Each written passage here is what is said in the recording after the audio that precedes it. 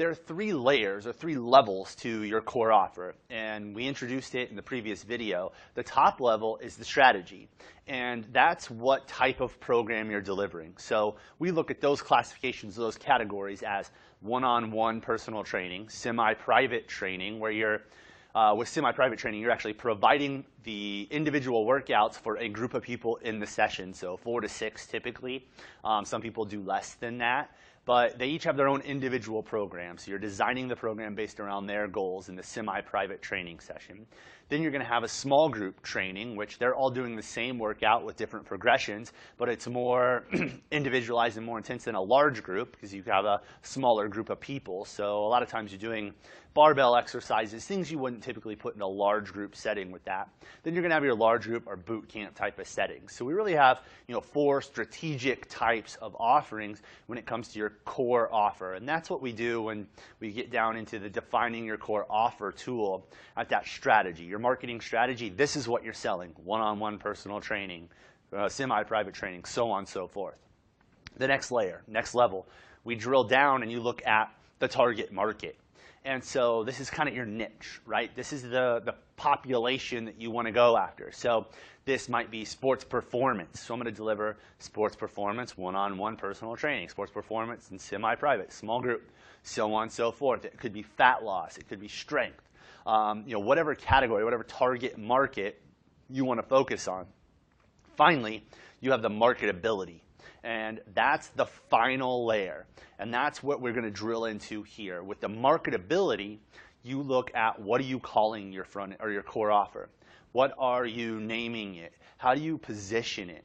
And this is about how do I put it out into the marketplace? How do I position this on my site, in my marketing, to my prospects to get them to be attracted to it? Because they might not be attracted to small group training. They don't know what that is. So if you theme or name your core offer, it adds to that marketability. As you progress, as you grow as a business, it's not enough to just have the strategic level of your core offer. You need to drill down into who's your target market, and you define that through your ideal client tool and your prospect profiles. You figure out what market you're trying to serve, and then you also then look at how am I naming, theming, classifying my core offer. A couple of great examples. We have 2 coaching clients that do this really well.